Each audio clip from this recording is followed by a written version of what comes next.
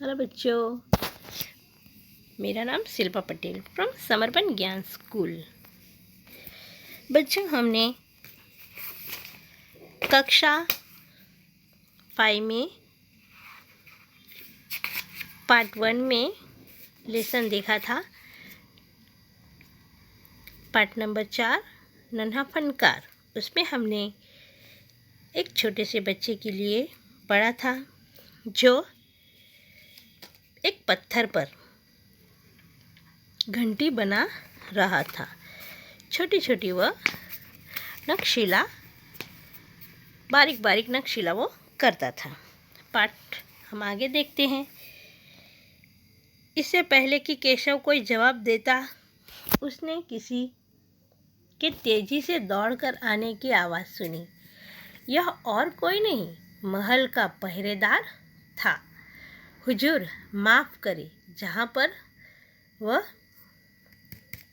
बच्चे के पास जो आदमी आया था, उसकी जान उस बच्चे को नहीं थी कि वो कौन है।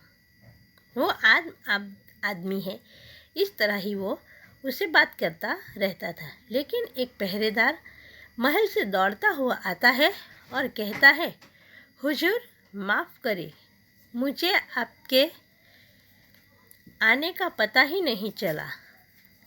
हाँफते हुए उसने कहा। फिर वह मुड़कर भौचक से खड़े केशव को घूरते हुए बोला, बेवकूफ़, खड़ा हो। हुजूरे आला के सामने बैठने की ज़रूरत कैसे की? तूने झुककर सलाम कर इन्हें। वो बच्चे को तो पता ही नहीं है कि ये बादशाह है।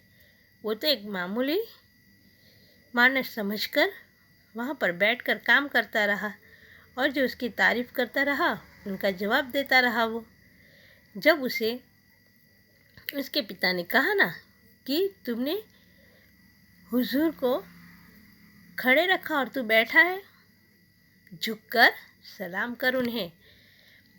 अब केशव का माथा ठनका। उसे कुछ कुछ समझ आ रहा था।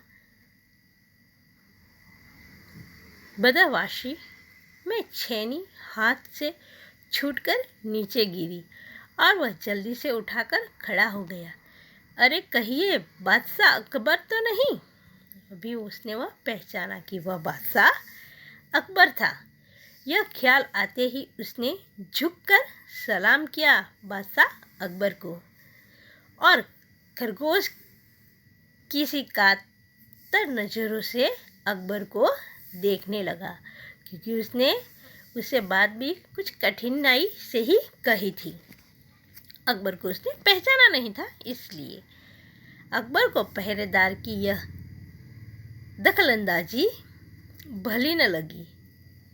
उसको पहरेदार की दखलंदाजी, वो जो बच्चे और अकबर, बादशाह अकबर के बीच बात चल रही थी, उसमें जो पहरेदार आकर बोल गया कि ये बादशाह अकबर है, उसको अच्छा नहीं लगा। क्योंकि वह अच्छे से वो बच्चे से बात कर रहा था, बच्चे का घमंड भी देख रहा था।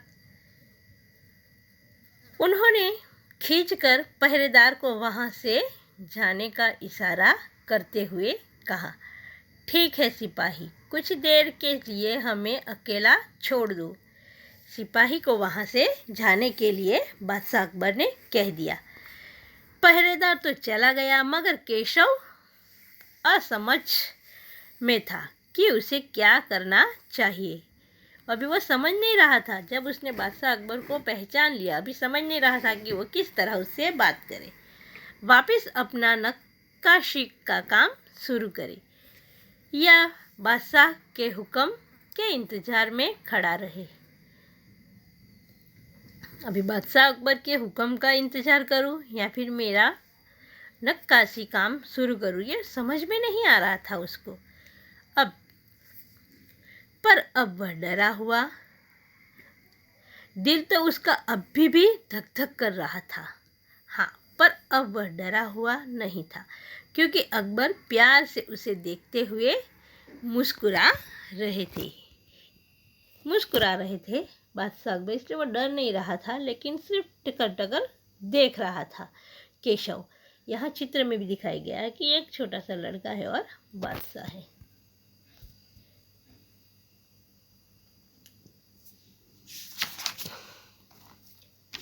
बादशाह अकबर ने उस बच्चे का नाम पूछा। वह धीमी आवाज से बोला, केशव। उसने नपा तोला धक धक करके आवाज अपने मुंह से निकाली और कहा, केशव। बादशाह ने कहा, केशव, तुम मुझे क्या नक्काशी करना सिखाओगे? उलझन में पड़ केशव ने तुरंत सिर हिला दिया।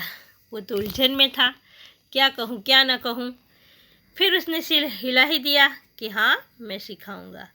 अब तो तुम्हें मेरे लिए हथौड़े और छेनी का भी इंतज़ाम करना पड़ेगा। बादशाह कहते हैं कि अभी तो तुम्हें मेरे हथौड़े या छेनी के लिए भी इंतज़ाम करना पड़ेगा। केशव फुर्ती से अपने पिता के पास भागा गया और उनका छेनी हथौड़ा उठाकर उल्टे पांव वापस आया। दोस्ताना अंदाज में अकबर केशव के पास जमीन पर बैठ गए और पास में पड़े पत्थर को खींचते हुए बोले, ठीक है, अब बताओ कि मुझे क्या करना है। बादशाह अकबर उस बच्चे को पूछने लगे। केशव ने संदेश भरी नज़रों से अकबर की ओर देखा। हुजूर, क्या आप यह सब कर सकेंगे? बादशाह अकबर कहते हैं कि क्यों नहीं, मुझे तो विश्वास है कि मैं सीख लूँगा। नहीं, मेरा मतलब ये नहीं था। केशव शक पका गया।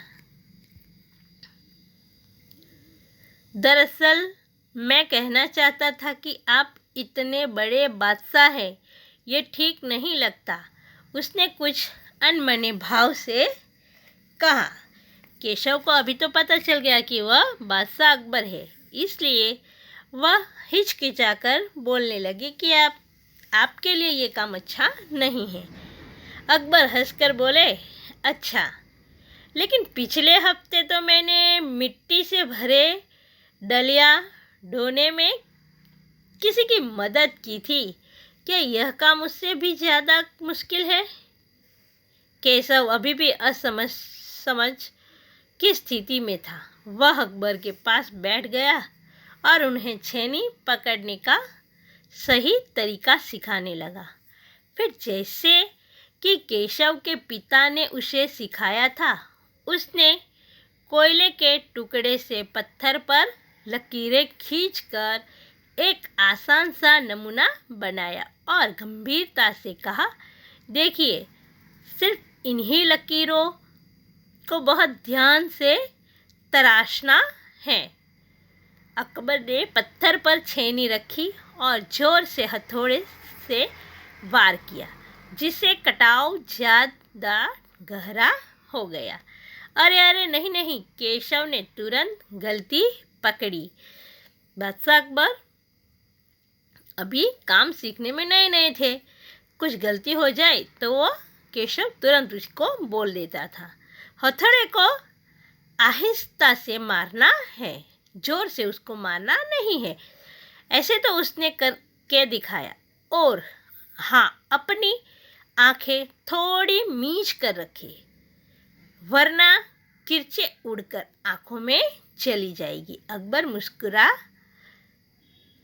मुस्कुराए, जी हुजूर, बोलने लगे। आंखों में चला जाए इसलिए उसको कहा। केशव ने बादशाह अकबर को कि आंख थोड़ी बंद रखिए। जवाब में केशव भी मुस्कुरा उठा। जब बादशाह अकबर ने जी हुजूर कहा तो जवाब में केशव भी मुस्कुरा उठा।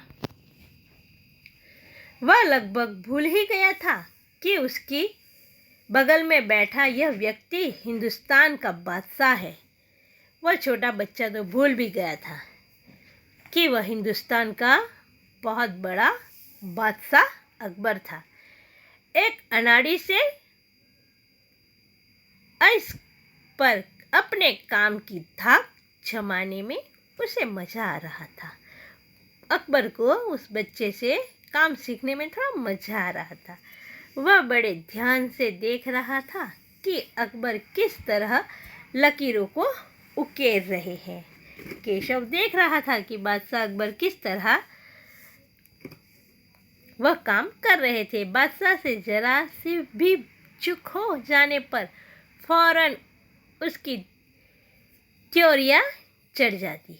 काम करते करते अकबर पूछ बैठे, केशव सही नहीं है क्या?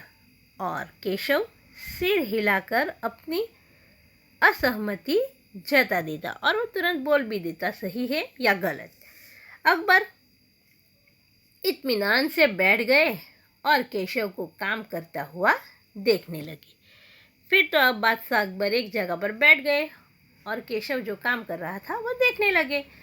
अपने काम में खोए हुए उन दोनों को इस बात का एहसास नहीं हुआ कि आसपास मौजूद दूसरे संगत राष्ट्र उन्हें बड़े कौतूहल से देख रहे थे। वो दोनों इतने काम में, दोनों बात में इतने मशगूल थे कि उनको पता भी नहीं चला कि उनके आजू बाजू और गांव के लोग भी इकट्ठा होकर उन लोगों को देख रहे थे। अकबर ने गौर किया कि केशव पत्थर पर बने नमूने को ही नहीं तराश रहा था, बल्कि अपनी तरफ से भी उनमें कुछ जोड़ रहा था, जिससे वे डिज़ाइन ज़्यादा खूबसूरत लग रहे थे।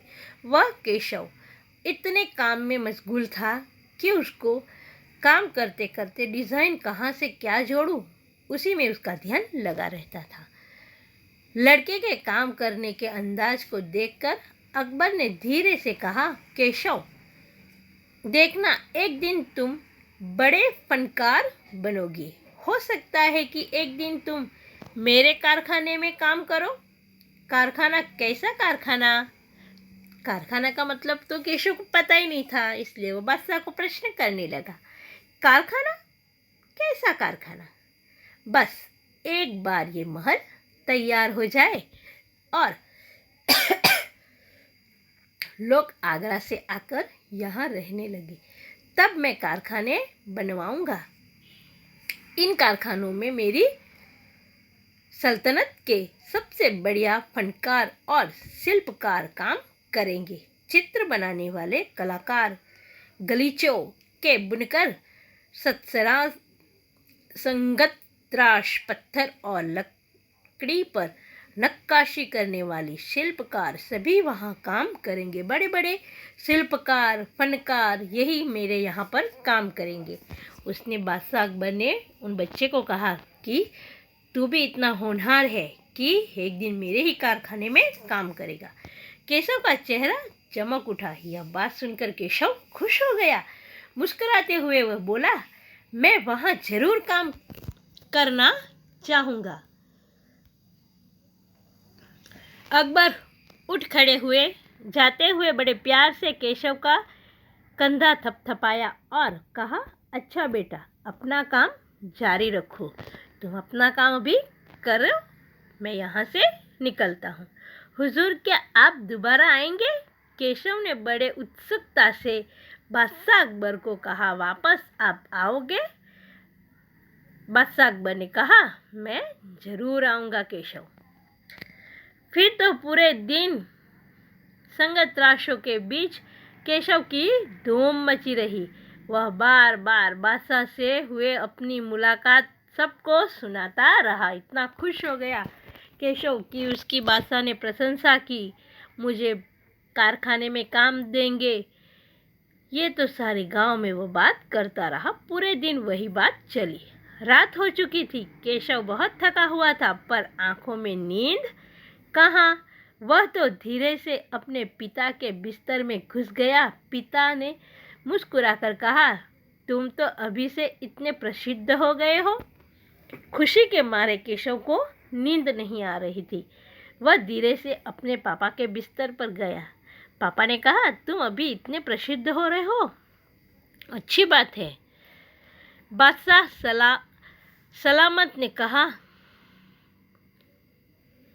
कि एक दिन मैं बहुत बड़ा कलाकार बनूंगा। अपने पापा से कहने लगा वो कि बादशाह अकबर ने उनसे क्या क्या कहा था। अपने सिर को पिता की बाहों के सहारे टिका कर केशव धीरे से बोला, हमारे बादशाह बहुत ही नेक इंसान है। बिल्कुल सही। पिता ने कहा कि हाँ, हमारे बादशाह अकबर बहुत ही अच्छे इंसान हैं। कुछ सोचकर केशव ने पूछा, बाबा एक बात बताओ, बादशाह के पास आगरा में एक से बढ़कर एक खूबसूरत महल है, फिर वे सिकरी में यह शहर क्यों बनवा रहे हैं? पिता ने केशव को जवाब दिया। कुछ याद करते हुए बताना शुरू किया कि हाँ बेटा, बादशाह का आगरा बहुत सुंदर शहर है, पर सिकरी में नया शहर बनवाने का भी एक खास कारण है। मैंने सुना है कि ये उसके पिता बोल रहे हैं कि मैंने सुना है कि जब बादशाह अकबर की कोई संतान नहीं थी, इस वजह से वे हर वक्त परेशान रहते थे। वे बहुत से साधु संतों और फकीरों के पास गए। भटकते भटकते बादशाह ख्वाजा सलीम चिश्ती के पास सिकरी आए। उन्होंने ही बादशाह को बताया कि उन्हें के एक ही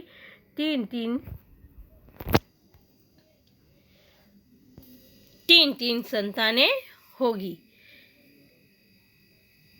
शहजादा सलीम, मुराद और दनियाल। केशव के चहकते हुए कहा, बिल्कुल सही।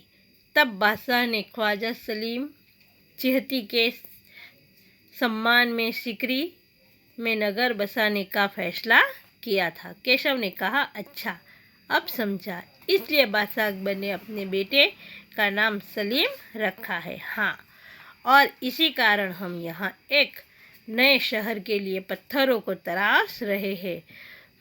करता हुआ केशव उनिंदी आवाज में बोला। पिताजी ने देखा कि उनका लाडला बेटा सो गया है। यहाँ वो छोटा सा नन्हा केशव किस तरह प्रसिद्ध हुआ, वह बात कही गई है। यहाँ पर बच्चों हमारा लेसन ख़त्म होता है। धन्यवाद।